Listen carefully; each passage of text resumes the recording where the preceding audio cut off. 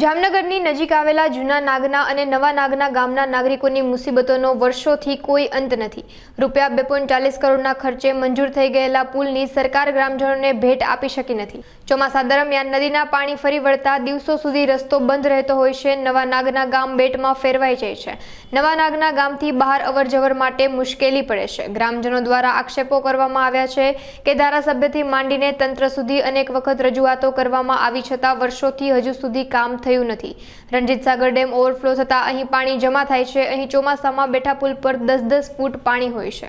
મારું નામ સુનિલભાઈ રાઠોડ, નવા નાગના હું રહું છું। અને જે આજે રણજીત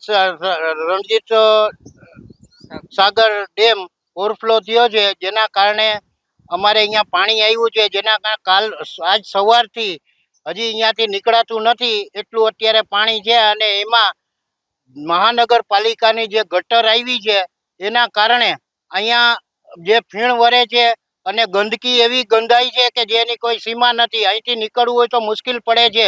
અને આ ગંદકી છે એ દરિયામાં જશે, જળચર જીવ સૃષ્ટિને પણ આની નુકસાની થશે, જેની કોણ જવાબદારી લેશે?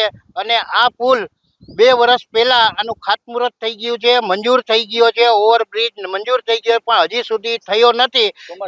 અને ચોમાસામાં આમાં પુલની ઉપર 10 ફૂટ જેવું પાણી, એટલે જૂના નાગનામાં આખામાં પાણી ફરે એટલું પાણી અહીંયા થાય છે, જેના કારણે હજી સુધી આ પુલ નથી થયો, જેના કારણે બંને ગામોને હાલાકીનો સામનો કરવો પડે છે।